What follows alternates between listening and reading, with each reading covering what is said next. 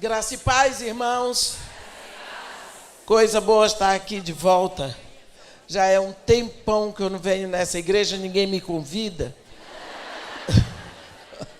Mas eu gostaria de convidar as irmãs para abrir a Bíblia no livro de Ruth. Livro de Ruth, no capítulo 3. Ruth, capítulo 3. Logo depois de Juízes, para quem não está muito familiarizado com esse livro.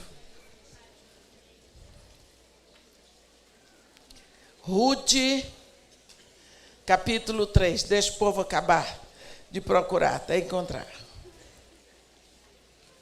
Que é para que todos possamos ler juntos. Ruth, capítulo 3. Parece que chegamos lá. Onde está escrito assim: disse-lhe Noemi, sua sogra: minha filha, não hei de eu buscar-te um lar para que sejas feliz? Ora, pois, não é Boaz, na companhia de cujas servas estiveste, um dos nossos parentes? Eis que esta noite alimpará a cevada na eira. Banha-te e unge-te, e põe os teus melhores vestidos, e desce a eira. Porém, não te deis a conhecer ao homem até que tenha acabado de comer e de beber. Quando ele repousar, notarás o lugar em que se deita. Então chegarás e lhe descobrirás os pés e te deitarás. Ele te dirá o que deves fazer. Respondeu Ruth: tudo quando me disseres, farei. Então foi para a eira e fez conforme tudo quanto sua sogra lhe havia ordenado.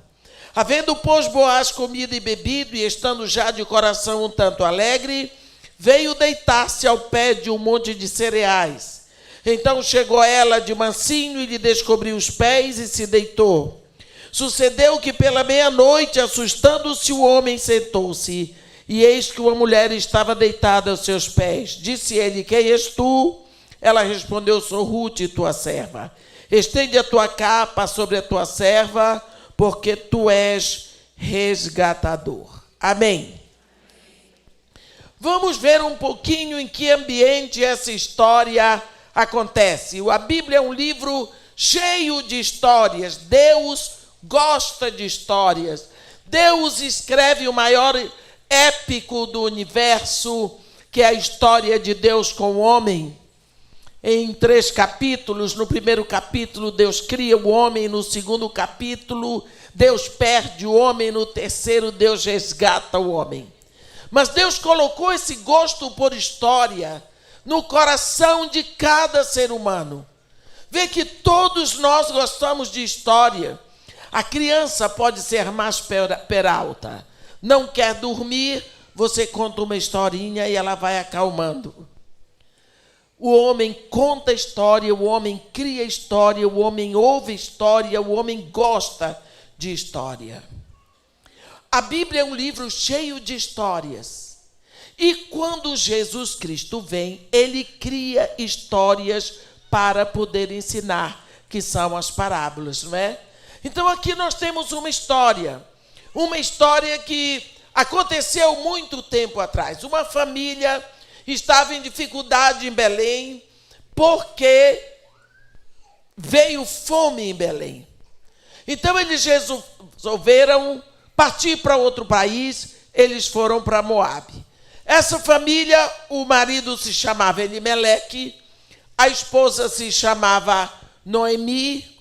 Eles tinham 2 filhos que se chamavam Maalon e Quilion. Então eles foram para Moabe. Com o tempo, esses 2 rapazes casaram com moças de lá, de Moabe. Maalon achou para casar uma moabita chamada Ruth. E Quilion achou uma outra chamada Orfa. Elimeleque, então, morre e Noemi fica viúva. Em seguida, morrem também os 2 filhos de Noemi. Então, Maalon morre e deixou Ruth viúva. Quilion morre e deixa a órfã viúva. Então agora são 3 viúvas. Naquela época, o rapaz, ele pagava um dote pela moça. Para não dizer que era um preço, era.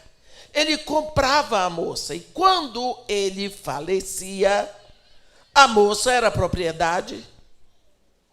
E nesse caso, ela fica como herança para a mãe dele. Então, Mahlon e Quilion deixaram 2 heranças para Noemi. Noemi viúva, com 2 noras viúvas. Então, agora o que fazer? Você pode imaginar o sofrimento da vida dessa mulher? Mas chega um ponto que Noemi fica sabendo que as coisas estavam bem em Israel, em Belém novamente. Então ela resolve voltar para a terra dela. Chamou as 2 noras, ela era uma mulher muito boa, e disse para as suas 2 noras: olha, eu vou voltar para o meu lugar, vou voltar para o meu país, vocês são daqui, vocês fiquem aqui, eu estou dando carta de alforria, eu estou alforriando vocês.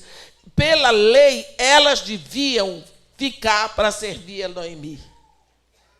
Mas Noemi simplesmente libera as 2, diz: vocês estão livres para casar novamente, para constituir o lar de vocês, para ficar com a família de vocês, porque eu vou embora para o meu país e vocês são daqui.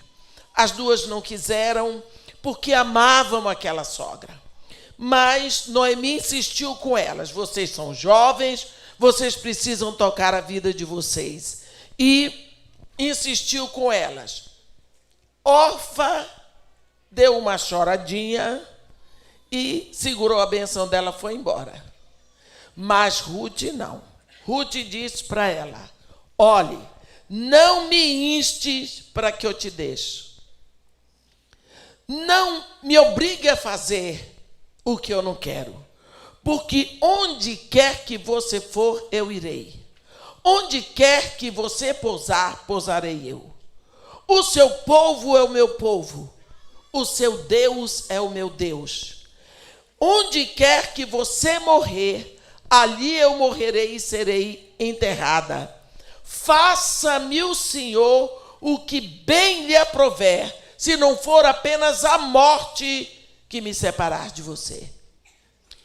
E Noemi percebeu que Ruth estava decidida a voltar com ela para servi-la. Essa moça abre o coração. O que leva uma moça, uma pessoa jovem como Ruth, numa época em que mulher crescia na visão: eu vou casar, vou ter filhos, vou ser dona de casa.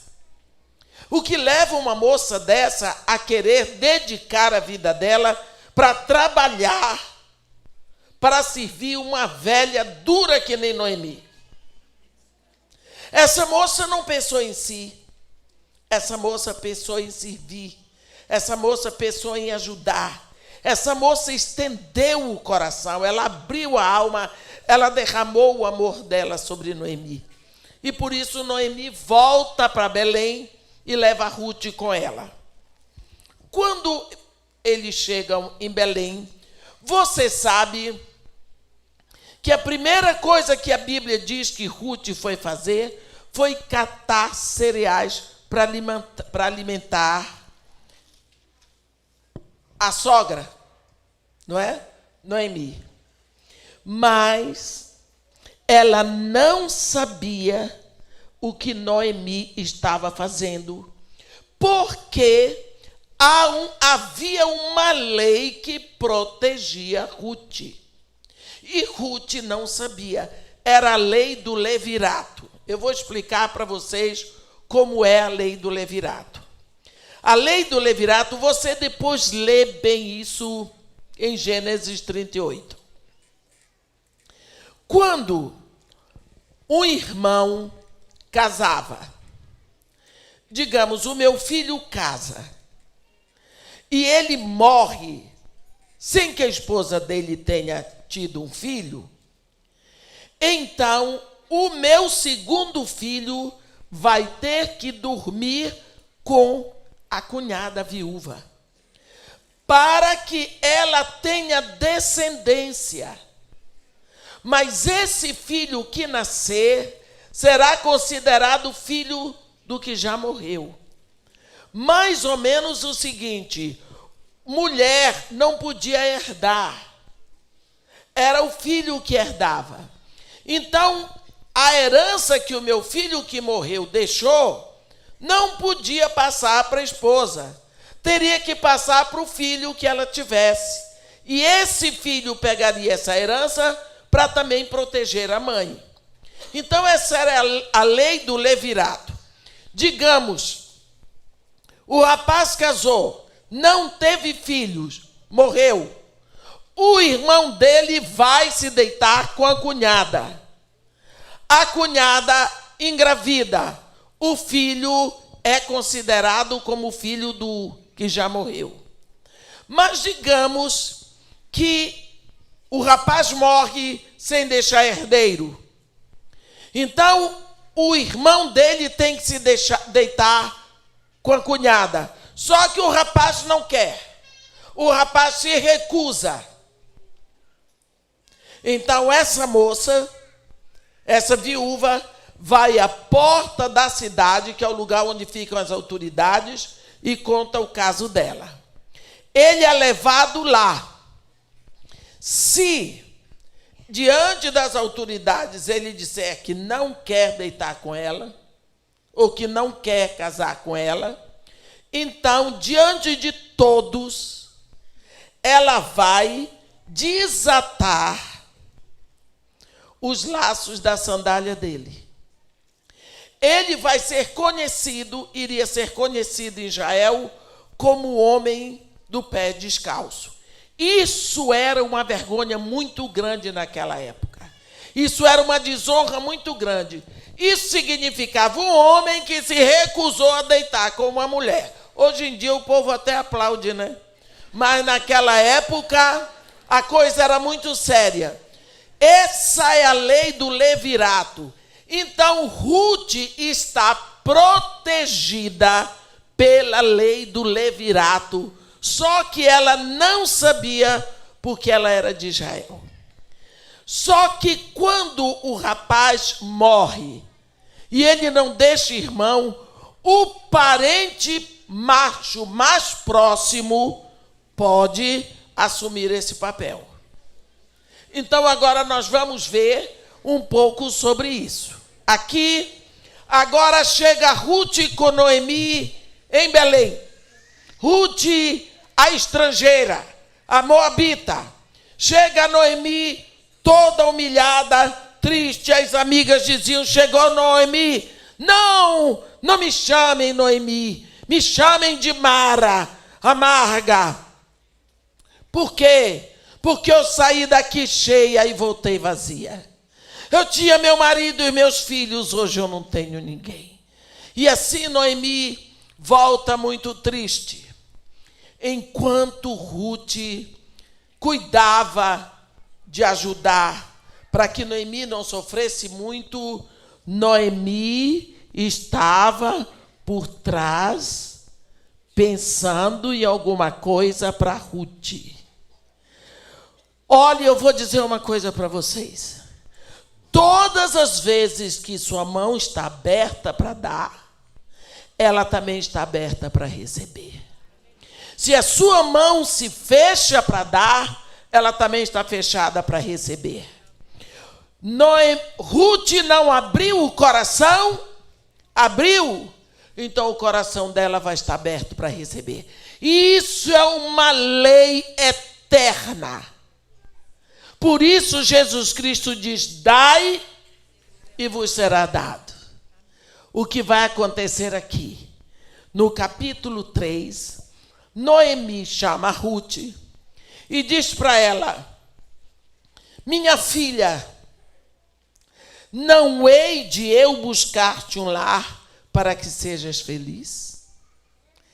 Como que Ruth podia imaginar que a sogra estava arrumando um casamento para ela. Ela era uma moabita.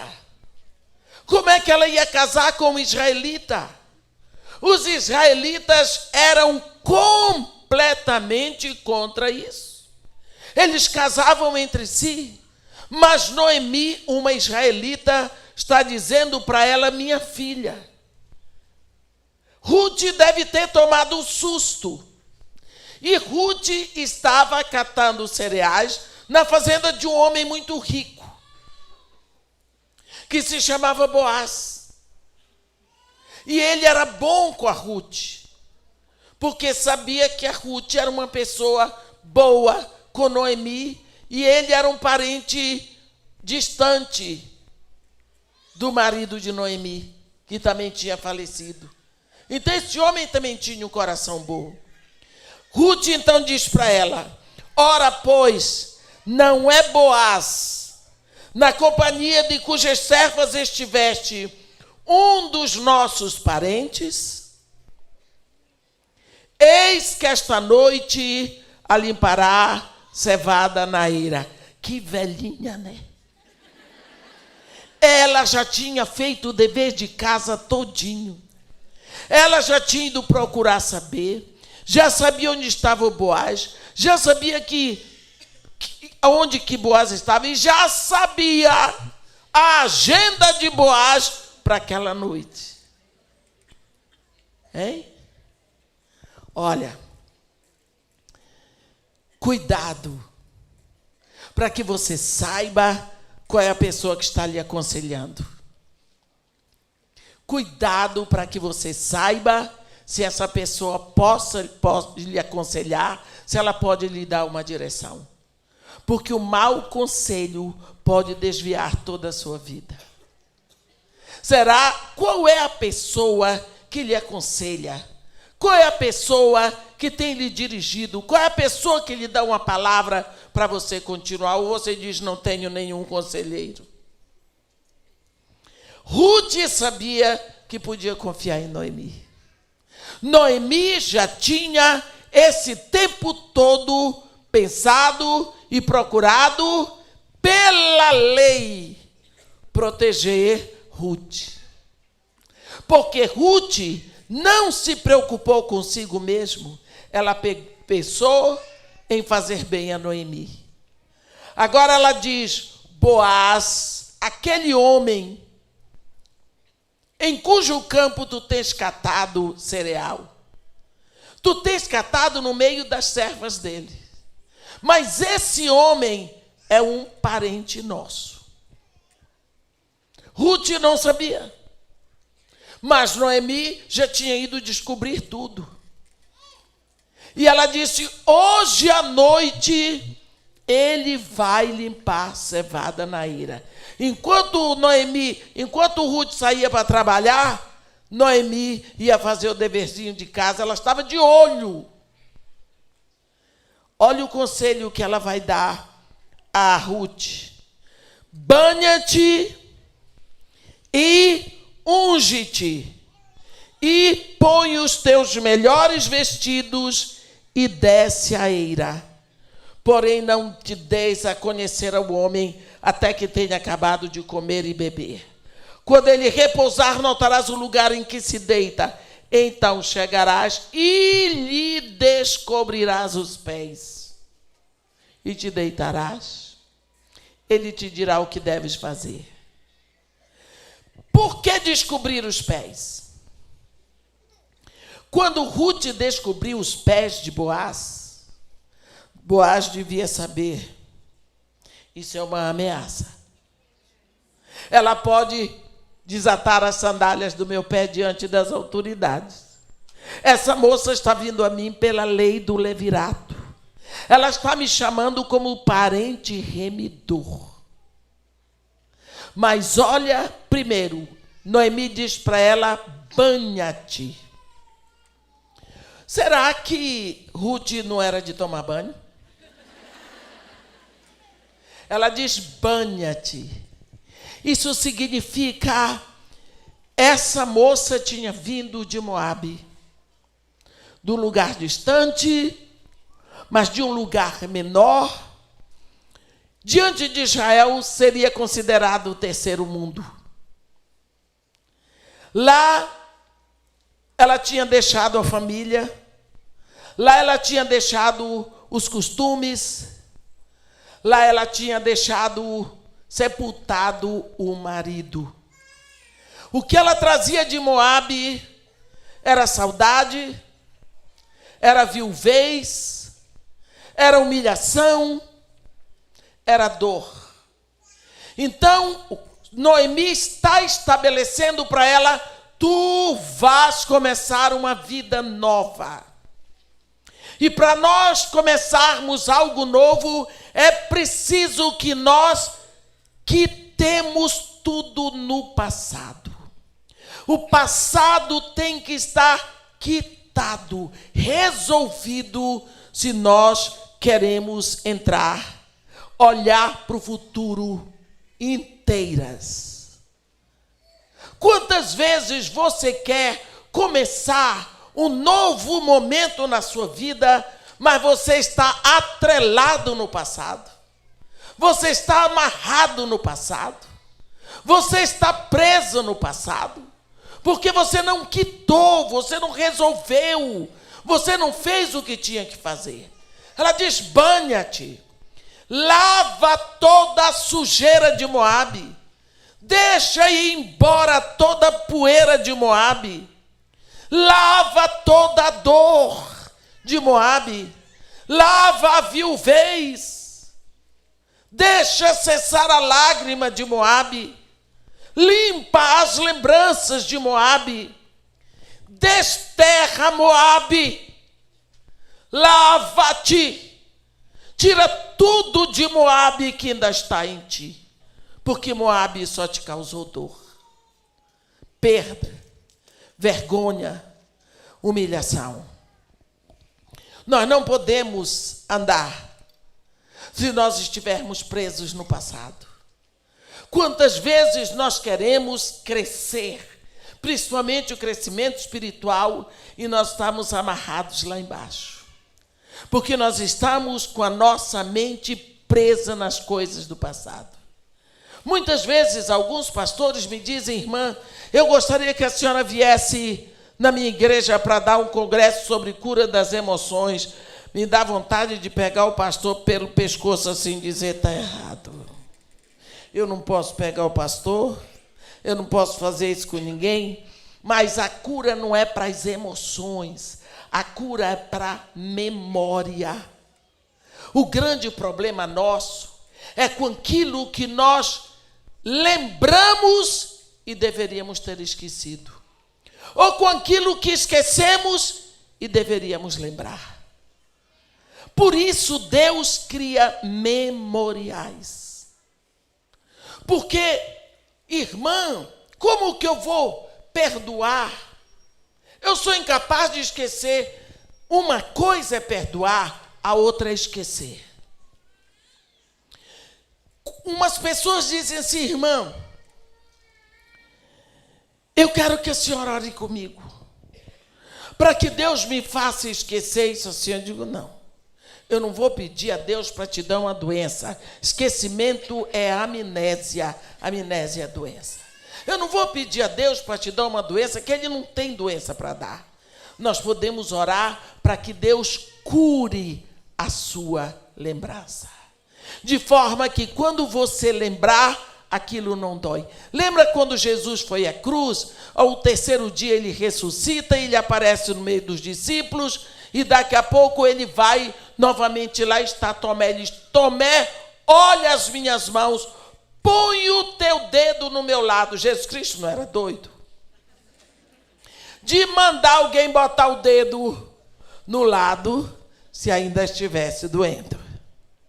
Isso significa que a cicatriz estava lá, mas a dor tinha passado. Isso significa o nosso perdão. Nós lembramos do que aconteceu, mas não sentimos dor. Sabe quando você passou por dificuldades na sua vida? Porque nós não temos passado, nós temos uma história. E nessa nossa história, muitas bruxas apareceram. mas também muitas fadas madrinhas. Veio muita gente boa que nunca mais a gente viu. Mas veio gente que a gente nunca mais quer ver. Eles causaram dano, eles causaram prejuízo, eles nos trouxeram dor, eles traíram e assim por diante.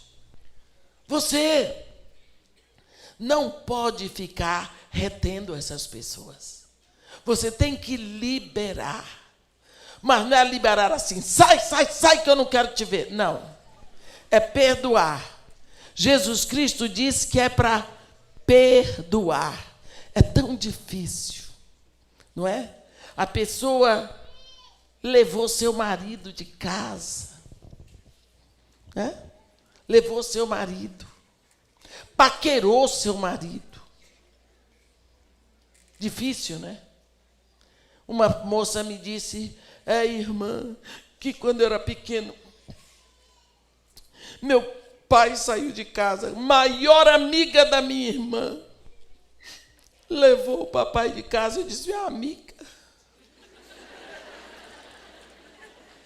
Eu disse, minha filha, como era seu pai? Ele era horrível, batia na minha mãe. Eu digo, então essa amiga fez um favor.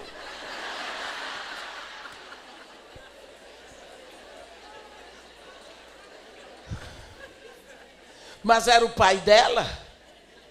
Então, como é que essa mulher vai esquecer? Mas se cada vez que ela lembrar, ela vai chorar e vai querer matar a mulher, ela vai ficando cada vez mais doente. O que ela tem que fazer é pensar no quanto esta mulher é uma sofredora. Esta amiga que levou o marido dela. Porque o que o marido fazia com ela, vai fazer com essa outra. Mas Deus diz para perdoarmos, para libertar. Sabe quando que eu aprendi como é que se perdoa? Quando eu vi Jesus lá na cruz. Aqueles algozes, eles eram treinados para crucificar. Eles eram treinados física e emocionalmente para crucificar. Sabe, os homens daquela época não eram... Tem alguns homens aqui, eu tenho que me controlar. Eles eram mais fortes, porque eles andavam muito e eles carregavam peso. Os nossos homens de hoje, eles não levantam para ir na televisão, eles põem o controle, eles não fazem assim para descer o vidro do carro, eles têm o botãozinho, eles não andam, eles têm carro, eles não carregam peso, então ainda são homens. Mas os daquela época eram musculosos, eram fortes. Agora, se você pegar um homem nosso de hoje, desse fraquinho,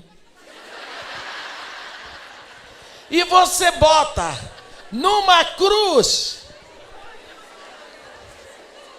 vê se você aguenta, porque o homem tem muita força nas pernas. E aqueles crucificados daquela época, eles não queriam ser crucificados. Então, para os algozes botarem aquelas duas pernas em cima de uma tábua estreita para poder botar um prego desse tamanho, o homem, sem querer ficar ali, o algoz tinha que ter muita força para prender aquelas duas pernas, para prender uma mão de cada lado.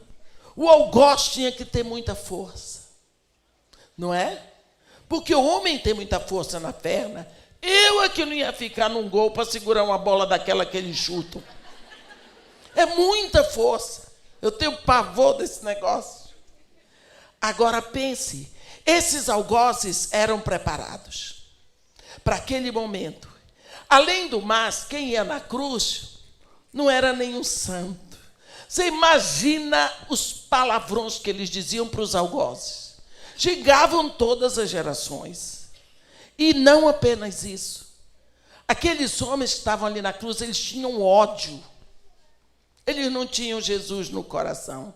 Então aqueles algozes iam ali e ficavam rindo deles, e ouvindo palavrão e rindo mais. Era um ambiente horrível.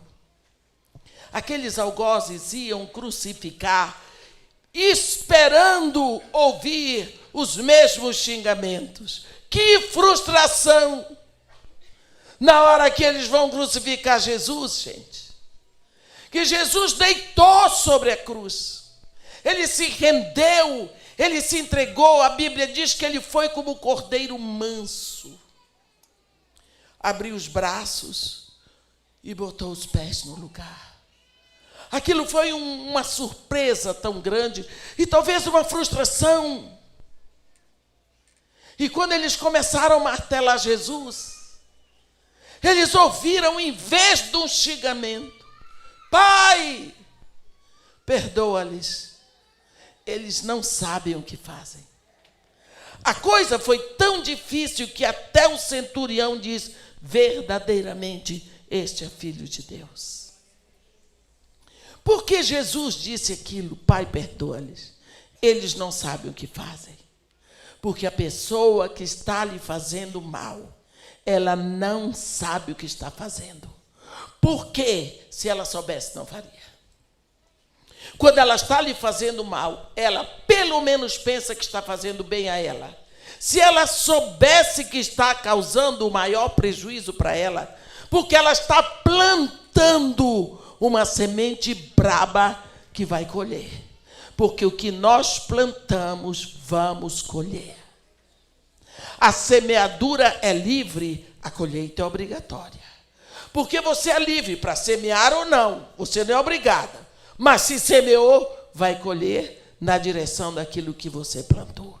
Então, a pessoa que lhe causa dano e que lhe causou dano, ela é uma pessoa infeliz. Ela não sabe o que vai colher. Então, é preciso que você libere o perdão e interceda por ela. Perdoa. Sabe por quê? Como é difícil sofrer a dor que causam ao filho da gente, não é? Que tal fazer sofrer um filho de Deus? Se Jesus Cristo diz: o que fizeste ao menor dos meus, é a mim que fazes. Então, na hora que você perdoa, não significa que você vai esquecer o que lhe fizeram. Significa que você liberou aquela pessoa nas mãos de Deus. Eu vendi uma Paraty para um rapaz, líder de louvor. Está pensando que ele me pagou? Eu cito isso, que para mim foi a coisa mais difícil de perdoar. Foi muito difícil. Como é? E ninguém mandou fazer um trabalho daquele. Vende um carro, assina tudo. Eu não tinha nenhuma garantia que ele ia pagar. Confiei na moral dele. Estava sofrendo muito. E orando por mim, mas eu não conseguia. Quanto mais eu orava, mais raiva eu sentia. E foi quando eu fui para uma igreja pregar no Espírito Santo. E lá naquela igreja eu ganhei um carro. Ninguém sabia que eu estava sem carro. Porque eu não disse para ninguém que eu não podia nem ouvir a palavra carro. Porque eu preciso de carro, sou eu que abasteço meu projeto na favela. Ganhei uma Hilux. Toyota, 0 quilômetro.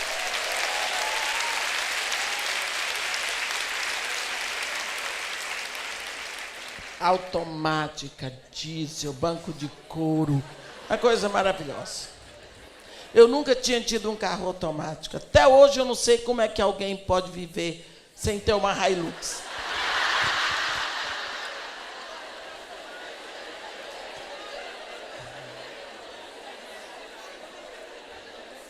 Você sabe que eu ganhei a Hilux, fiquei toda a prova. Continuei com raiva do homem que me roubou para ti. Até que um dia, mas eu estava me sentindo mal com o meu sentimento em relação a isso. Quando foi um dia, eu estava orando de madrugada, eu disse: Senhor Jesus, dá um jeito em mim, que eu não aguento mais carregar esse peso. Estou me sentindo cansada, estou me sentindo envergonhada, eu estou me sentindo mal, porque eu sei que eu ainda não perdoei aquele cabra. E eu quero perdoar, mas eu quero perdoar, eu quero sentir alegria no meu coração. Eu não quero ficar desse jeito que eu estou amargurada. Eu não gosto. Como é que eu posso subir num púlpito, pregar a tua palavra? Como é que eu posso orar? Se eu estou com raiva dele, eu estou querendo que ele bata para ti, que estraçalha para ti, que a para ti pegue fogo. Abri meu coração, abri o jogo com Jesus, que eu oro assim, falei tudo. Eu queria que a Paraty pegasse fogo. Meus irmãos, eu senti lá dentro do meu coração assim: ele é meu filho. Filho ladrão.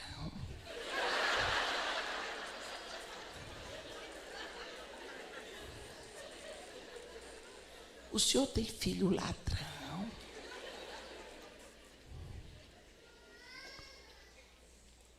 Eu tenho filho ladrão, assassino. Você não está querendo matar o homem?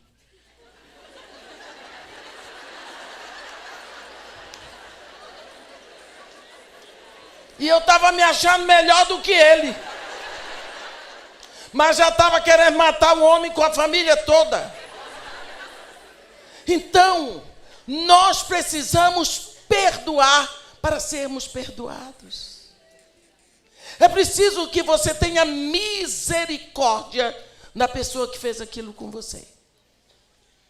É preciso que você tenha misericórdia. Aquela madrugada eu chorei muito, pedi perdão a Deus pelos bichos que estavam lá dentro de mim. Liberei, entreguei, disse: Senhor, eu vou entregar esse homem na sua mão, porque na minha não vou fazer nada que preste. Olha, você não sabe a libertação, a alegria que eu senti. Eu estou bem, eu fiquei bem, mas demorou mais de um mês. Que coisa horrível, para liberar uns trocados, meu irmão. Para sentir essa paz que não tem preço. Isso significa quitar uma coisa que ficou para trás. Quantos defuntos nós saímos pela vida carregando? Sabe, defunto é aquilo que tem que ser exumado. Se você pegar um defunto, levar para casa, colocar na gaveta, misericórdia, vai ter problema com polícia, aquele negócio começa a apodrecer, vai lhe dar problema. A melhor coisa que você faz com defunto é enterrar, nunca mais lhe dá problema. Defunto é tudo aquilo que passou, tudo aquilo que aconteceu. Você tem que quitar com aquela situação e dizer: acabou. Tem 2 dias nos quais você não pode fazer nada. Ontem e amanhã. São os dias onde você não pode fazer nada. Libera. Ah, mas foi horrível. Libera. Mas o que é que eu faço? Libera. Isso significa perdoar. Acabou. Banha-te. Toma um banho, limpa tudo, leva tudo. É isso que Noemi está dizendo para Ruth. Primeira coisa, banha-te. Tira Moabe da tua vida. Moabe acabou. Moabe é uma situação do passado. Moabe ficou para trás. Moabe com seus deuses, seus ídolos. Moabe com a tua viuvez. Moabe com a tua humilhação. Moabe com a tua dor. Lava. Se nós queremos começar algo novo, é preciso que nós quitemos com o passado, que nós começamos a olhar para frente, porque ficar assim, você vai ficar tonta. Começa a olhar para lá. Você começa a enfrentar e visualizar uma situação nova. Ela diz: banha-te. E unge-te. Nos tempos bíblicos, as pessoas usavam se ungir para refrescar. Ungir também significa separar.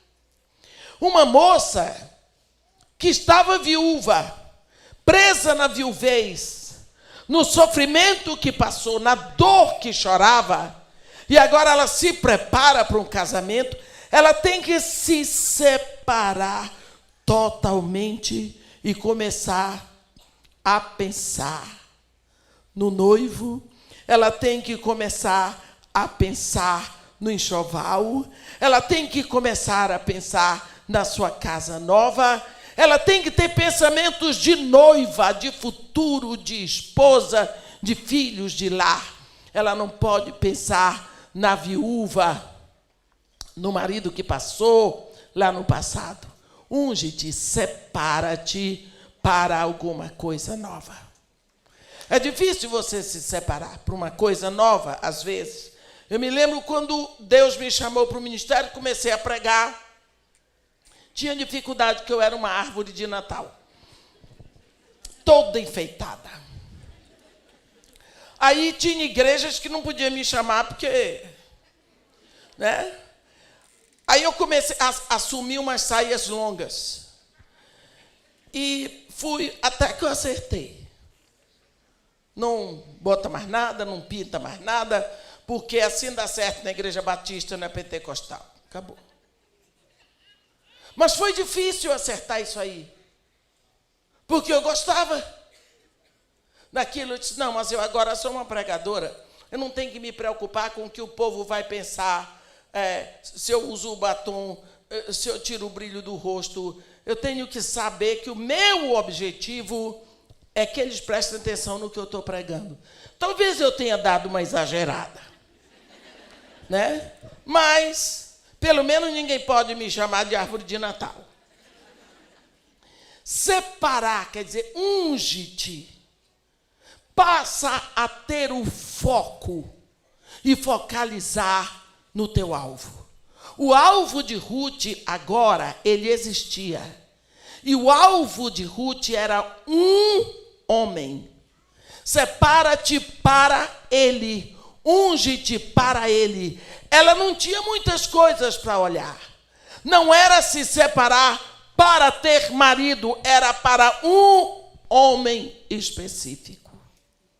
Você, quando tem uma situação, você tem que saber que aquela situação é o seu alvo.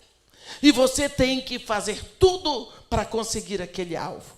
Não dá para você ficar pensando em muitas coisas. Se você tem um concurso para fazer, você vai esquecer tudo mais para se dedicar àquele concurso. Se você tem uma família para cuidar, você vai pensar naquela família.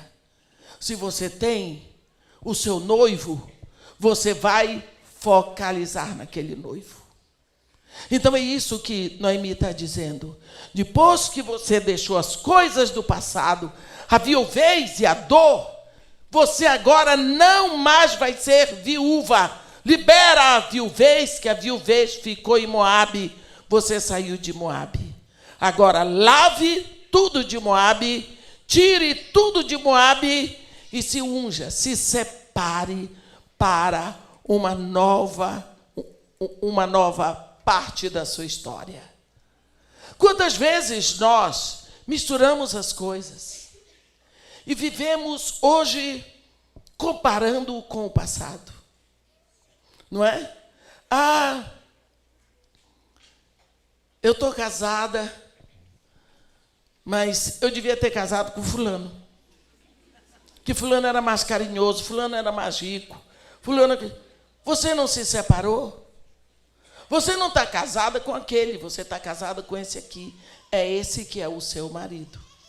Às vezes você compara os seus filhos com os filhos dos outros, achando que o filho do outro é mais fácil, achando que o filho do outro é melhor para ter. O filho que Deus botou no seu ventre é esse aí que você tem. Você não escolheu esse filho, mas esse filho também não escolheu você. Isso é uma história de Deus. Foi Deus que fez. Foi Deus que escolheu o seu ventre. Foi Deus que trouxe esse filho e formou esse filho dentro do seu ventre. Então, separe-se para uma coisa nova. Quando vem um filho, ele vem cheio de novidades que você não sabe nada a respeito daquilo ali. E não fique pensando, ai, meu filhinho é um anjinho. Não é, não. É um pecador pequenininho. É um pecador que acabou de nascer. A Bíblia diz, em pecado me concebeu minha mãe. Você não sabe as tendências nem as inclinações daquele pecadorzinho. Você viu que ele dá chilique, chega, fica vermelho. É ira. Já nasceu o pacote todo. Você já viu o salmista orando no Salmo 139? Dizendo para Deus, tu formaste o meu interior. Tu me teceste no ventre da minha mãe. Os meus ossos não foram de ti encobertos quando no oculto eu fui formado e entretecido como nas profundezas da terra. Tu, Senhor, me viste a substância ainda informe, e no teu livro todos os meus dias foram escritos e determinados, quando nenhum deles existia. Deus determina o número dos anos que os nossos filhos vão viver aqui na terra, antes que eles nasçam, porque Deus é o fabricante. Tá? Então você tem que se preparar para uma coisa nova. Filho é coisa nova. Você tem que se separar para Ele. Você tem que se ungir. No momento, o conselho que Noemi, que mulher sábia, deu para Ruth: lava tudo do passado, quita com o passado, deixa Moabe e te separa. Porque tu agora não vais ter mais viuvez. Tu tens que começar a pensar como noiva, com novidade de vida. Porque agora tu tens que começar a sonhar. Tu tens que começar a planejar. Tu tens que começar a pensar como que tu queres a tua vida. Porque tudo se faz novo. A Bíblia diz, quando Deus fala em Isaías 53, eis que faço coisa nova que está saindo à luz. Porventura não percebeis? Às vezes Deus está começando a fazer uma coisa nova na sua vida, você nem percebeu. Né? Você nem percebeu. Mas é preciso que você esteja atenta.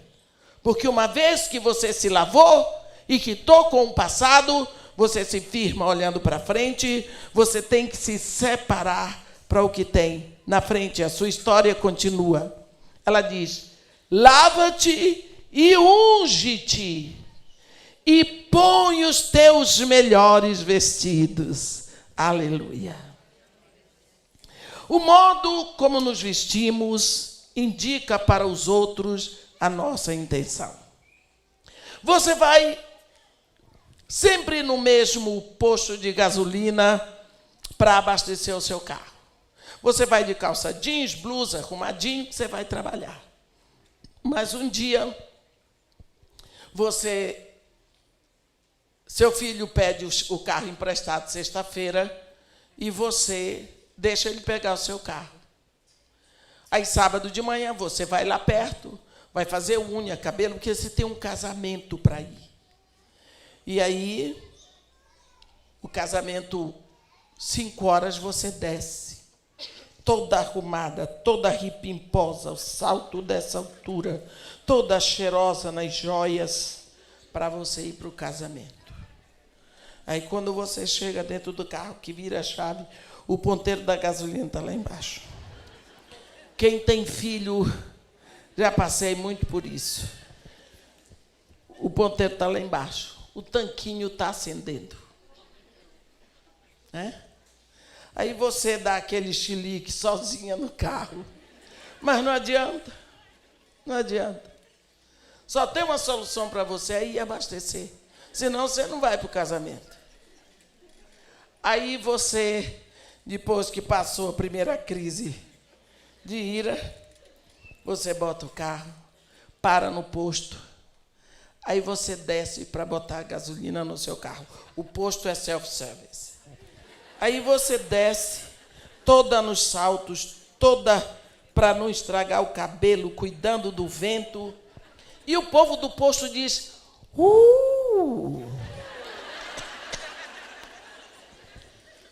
onde é a festa? Por que o povo sabe? Por causa do jeito que você se vestiu. O modo como você se veste indica a sua intenção. Se você botar uma saída de praia, todo mundo sabe, vai para a praia. Lógico. Então, aqui, Noemi diz para ela, põe os teus melhores vestidos. É tempo de festa. Tu vais te encontrar com o noivo. Noivo. Quem já foi noiva aqui, levanta a mão. Eita. É a época que a gente se veste melhor, não é? Lógico, a gente quer segurar o rapaz, bota os melhores vestidos, fala melhor, tudo é melhor. Porque a gente tem que segurar, pelo menos até o casamento.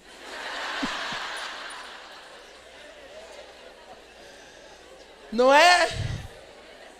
Põe os teus melhores vestidos, porque nós precisamos nos preparar para o noivo. Porque é o noivo que tem que nos ver lindas. É o noivo que tem que nos ver belíssimas. Para encontrar com o noivo, a roupa tem que ser melhor. E quando ela diz para Noemi, para Ruth, põe os teus melhores vestidos, ela quer dizer, impressiona. Causa impressão. Deixa ele olhar para ti. Que ele possa te olhar e te admirar. É isso que ela quer dizer. A Bíblia diz, em todo tempo estejam alvas as vossas vestes. E nunca vos falte o óleo sobre a sua cabeça. Uma vez Jesus Cristo estava falando com seus discípulos, lá em João 14, e ele disse assim, não se turbe o vosso coração. Credes em Deus, crede também em mim. Na casa de meu pai há muitas moradas, se assim não for, eu vou-lhe teria dito. E eu irei e vos prepararei morada.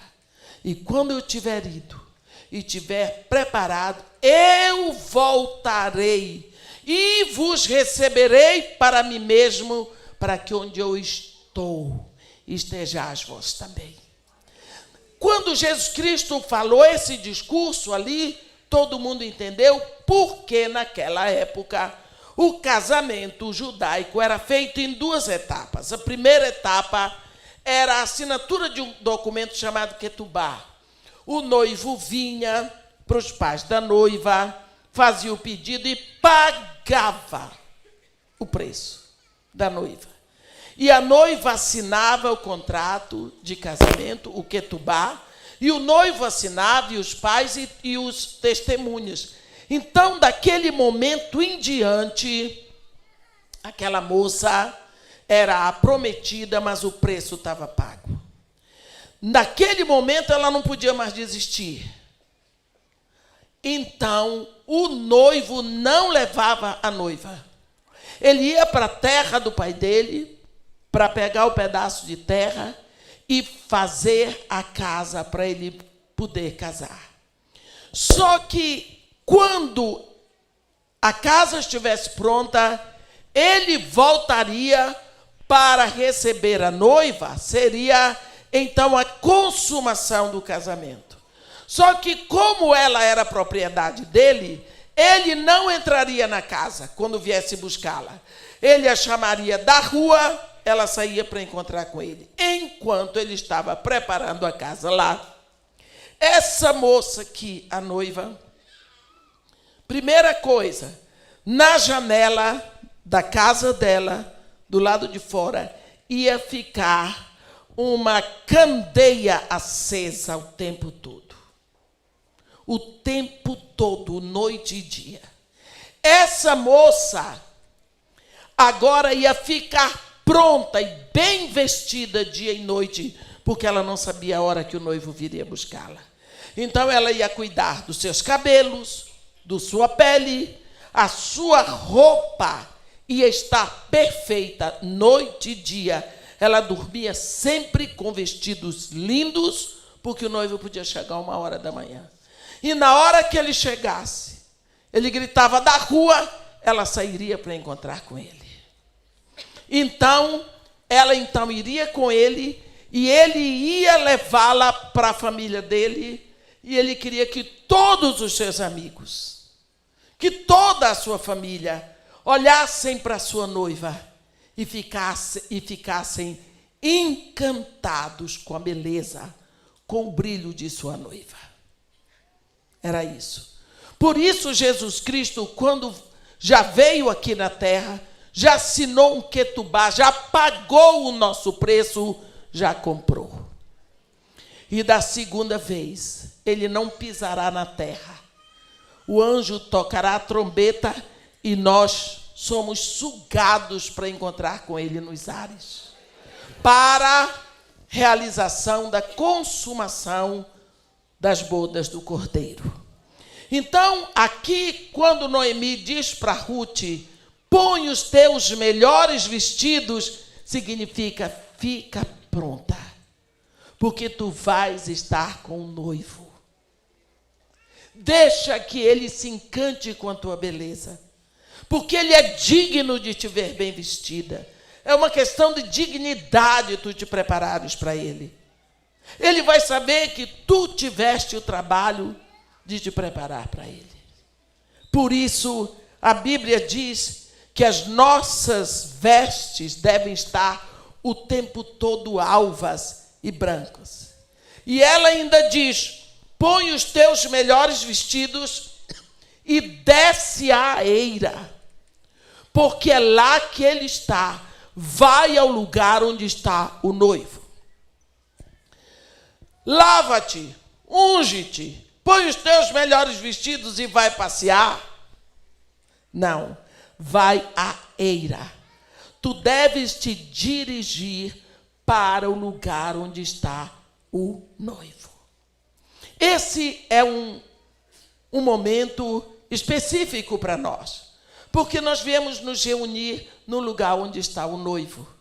Você se arrumou, você pegou sua bolsa, você pagou um preço para estar aqui, não é? Pagou transporte, você podia estar em casa deitada, mas você pagou um preço para estar aqui. Quando você saiu, você sabia, eu vou para a Comunidade da Graça, lá de Vila Carrão.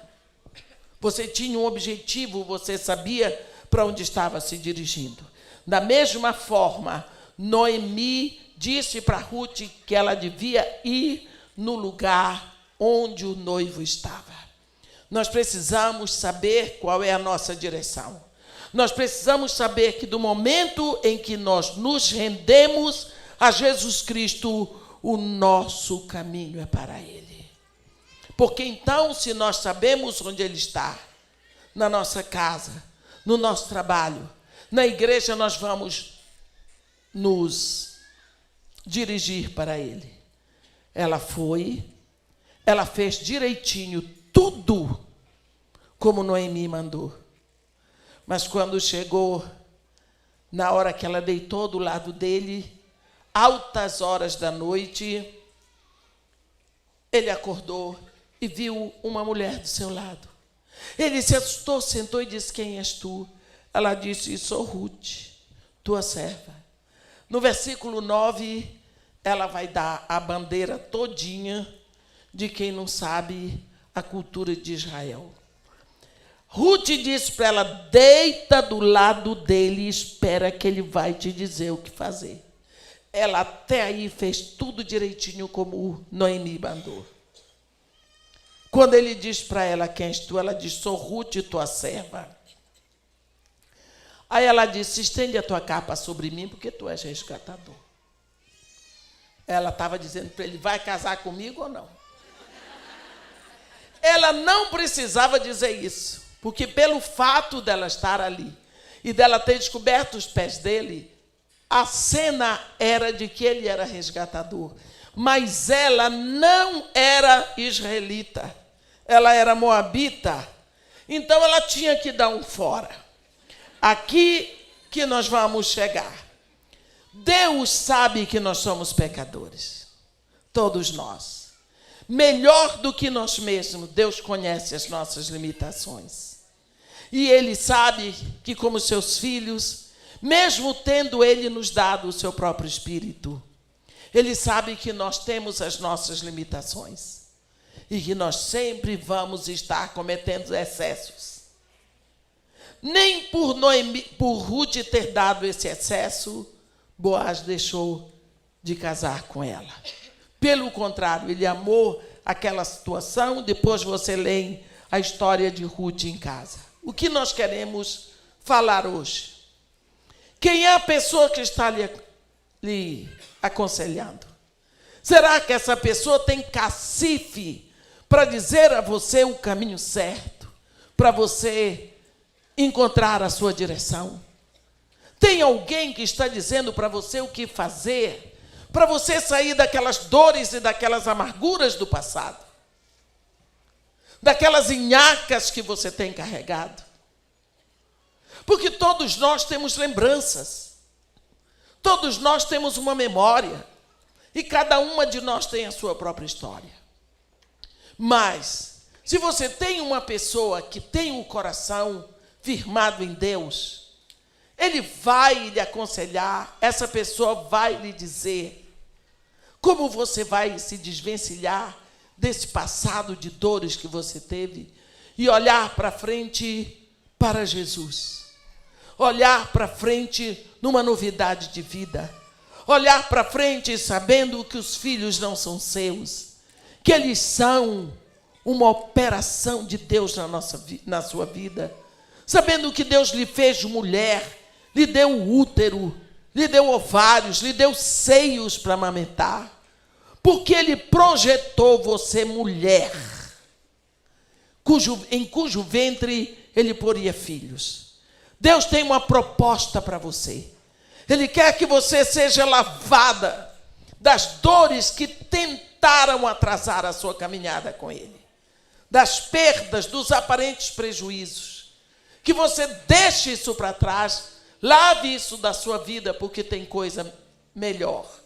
Deus quer que você se separe para um momento novo, para novidades maravilhosas que Ele tem para você.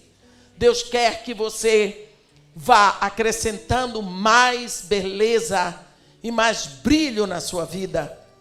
Cada dia mais brilhante, mais nova, mais alegre, mais segura, para que você possa, enfim, bonita, vestida de obras de grandeza, vestida de oração, vestida do desejo de estar com Jesus, você possa se unir a Ele para sempre. Que Deus nos abençoe e nos guarde, que faça resplandecer o seu rosto sobre nós e tenha misericórdia de todos nós. Senhor Deus nosso Pai,